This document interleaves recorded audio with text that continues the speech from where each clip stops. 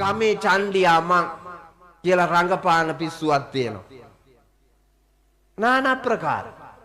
ගෞරවනීය අපේ හාමුදුරුවනේ සමාව අවසරයි හාමුදුරුවරුන්ටත් තියෙනවා මේ ගතිය ටික. චණ්ඩියෝ වාගේ ඔය මාධ්‍ය බලන්නකෝ. එහෙම චණ්ඩියෝ වාගේ රංගපාන හාමුදුරුවරු ඉන්නවා. කුඩුත් එක්කන් හිරේ ගිය අයියේ පෙරේද දැක්ක නේද? පිස්සු නෙමෙයිද? වැඳ දීපු බත් කාලා කරන්න තිබ්බේ ඕකද? අනන්ත දුක් ඉඳලා මිනිස්සු හම්බ කරලා ගෙනාපු වස්තුවෙන් පිළියෙල කරලා අග්ගව පිළියෙල කරලා ගෙදර උදේට සම්බෝලයි බතුයි පන්සලට කරවල බැදුමයි කිරි හොද්දයි සම්බෝලයි කැකුළු බතුයි අර ගෙදරේ කාට දත් නැතුව අමන්දලා ගිලින්නේ එවුන්දා වතුරත් එක්කන් සම්බෝලයි බතුයි හාඳුරුවන්ට අරක ගෙනහිල්ලා දීලා මට කියපල්ලකෝ මේ ඉන්න එක පිරිමියෙකුටවත් ගෑණි බත් එක ඔහොම දීලා වඳිනවද?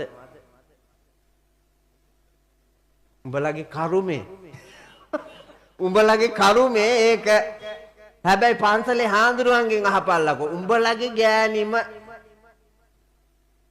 දානේ කාරගෙන ගිහිල්ලා දීලා තෝ හම්බ කරපු සල්ලි යන්නේ තෝ හම්බ කරපු සල්ලි තෝගේ බඩු මුට්ටු ඔක්කොම උඹට දෙනවටවත් වඩා රසට පිළියෙල කරලා අරන් ගිහිල්ලා පූජා කරලා දන ගහලා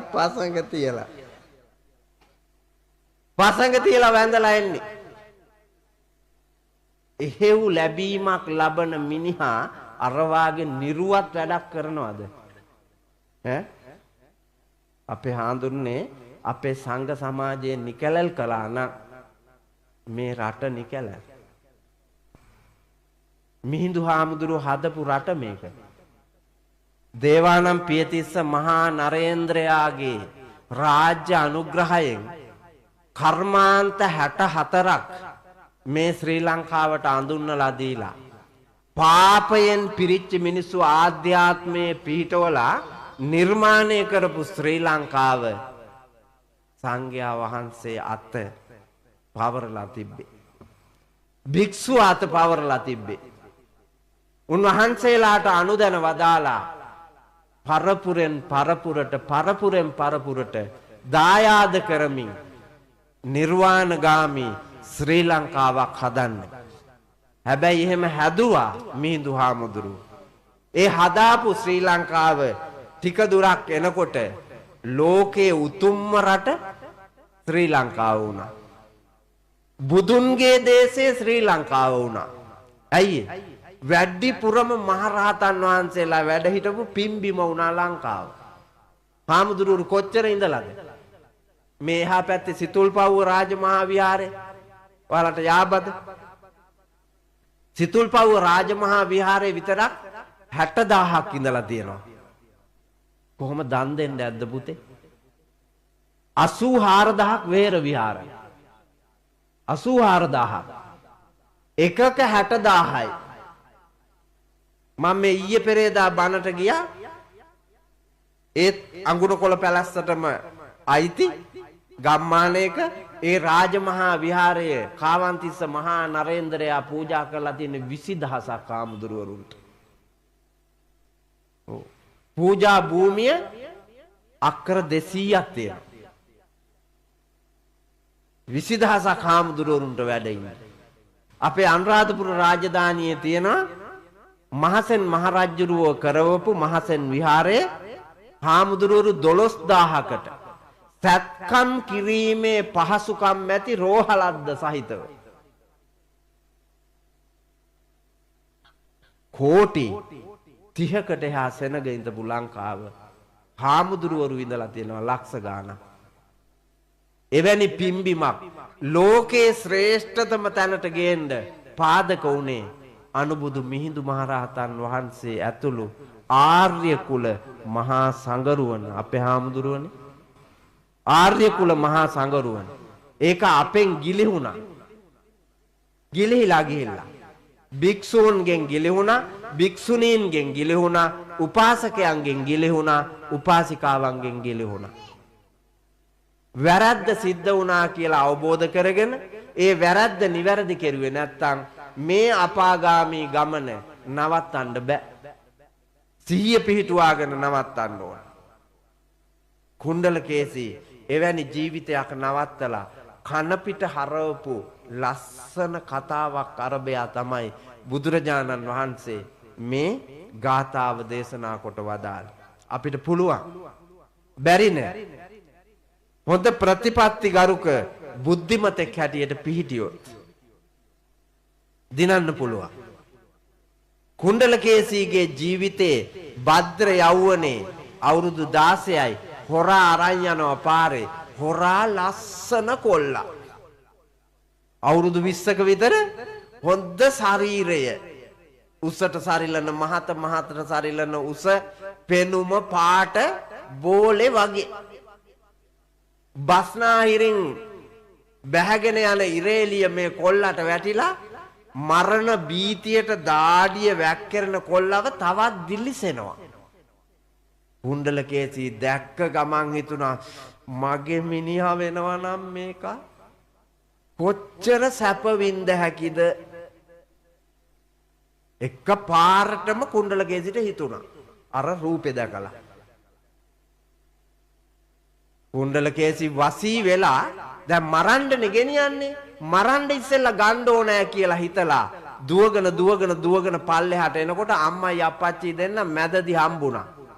දෙමව්පියෝ දෙන්න ගාව වැටිලා කුණ්ඩලකේසී විලාපයක් කියනවා මං සියදිවි නසා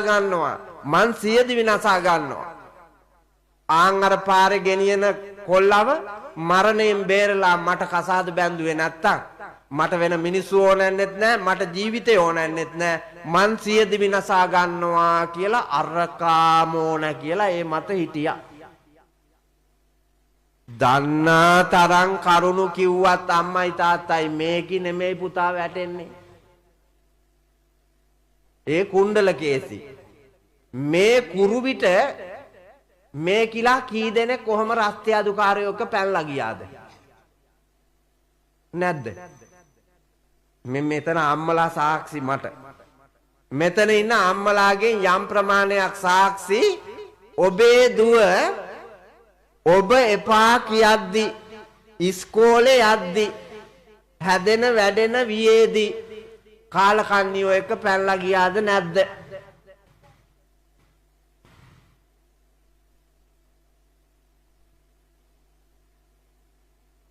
හොඳට බලන්න. අතීතයේ අවුරුදු 10 ගානකට එහාදී කුණ්ඩලකේසීට එහෙම වුණා කියන එක විස්මයක් නෙමෙයිනේ පුතා. අදත් මේ ජීවමානව අපිට පේන්න තියෙද්දි නේද පුතේ? අපේ අහවල් යාළුවා අහවල් පේන්නේ නැද්ද? ඔහොම බලන්නකො පේන රවුමක් පේනවා පුතා. උපාඩි රවුමක් පේනවා. වටපිටාවේ කරපු අපරාධ ඒ වගේ ලබාපු දඬුවම් මේක තමයි ඇත්ත. ලෝකෙ දිහා බලලා ජීවිත හදාගන්න තියෙන්නේ. එවැනි එකක් නොවෙන්න. එකපාරක් පිච්චුනාම ආපහු ඒකට අත දාන්නේ නැහනේ. අනිත් එක පිච්චිච්ච බව දැන ආයෙත් අත දාන්නේ නැහනේ ළඟ ඉන්න එක.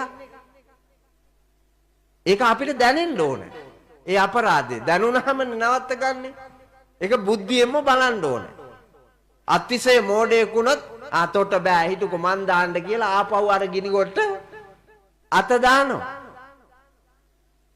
බේබද්දෙක් බීලා ගෙදර ගිහිල්ලා දොරේ යතුරු දාලා එතන තියෙන වලකට මල් පාත්තියේ චූටි වලකට දාලා මූ යතුරු දාලා ගියාට පස්සේ කුණ කට්ටෙක් බහැලා අරකට මූ ඇවිල්ලා මේ ඇඟිලි දෙක දාලා යතුරු ගන්න හදනකොට කුණ කට්ට කෑවා. කුණ කට්ට කෑවා මෙහෙම එබිලා බලනකොට කුණ කට්ටා ඉන්නවා. මේක මොකද කෙරුවේ? එකන්නේ කෑවේ මේකත් කාකෝ. තනි ඇඟිල්ල දැම්ම මේකත් කාකෝ. නැමුවා අනිත් එකක් දැම්ම මේකත් කාකෝ ඉතින්. ආසාවනේ මේකත් කාකෝ. ඇඟිලි පහම කුණ කට්ටට දුන්නා කියන්නකෝ. එහෙම උන් ඉන්නවා. එහෙම උන් ඉන්නවා. ඒ තරම්ම මොලයක් නැති තිරිසන්නුන්ටත් එහා ගිය මිනිස්සු මේ සමාජේ නැද්ද? ඈ ඉන්නව නේද? ඉන්නවා. බල්ලෙක් දීගෙට ගන්නේ වැඩිවිය පැමිණිච්චි ඍතු කාලයේ පහළ වෙච්ච බැල්ලියක් පමණයි.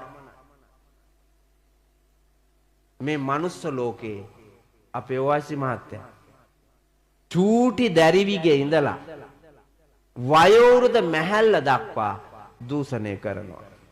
ඒ විතරකුත් නෙමෙයි. මේ ලංකාවේ මෑත ඉතිහාසයේ මැරිලා වල දාපු ගෑනුන්ව දූෂණය කෙරුවානේ. ඈ මොන බල්ලාද එහෙම කෙරුවේ මේ රටේ? මේ ලෝක ධාතුවේ තිරිසනෙක් එහෙම කරපු එකක් අපි දැකලා තියනවද අහලා තියනවද? නෑ. හැබැයි මේ මිනිස්සු හැටියට ඉන්න ලෝකේ මේ මෙවුන් තිරිසනුන්ටත් එහා යුවා කරපු බව අපි දන්නවා. හේතු ධර්මයක් නැති තැන තිරිසනුන් තමයි ඉන්නේ.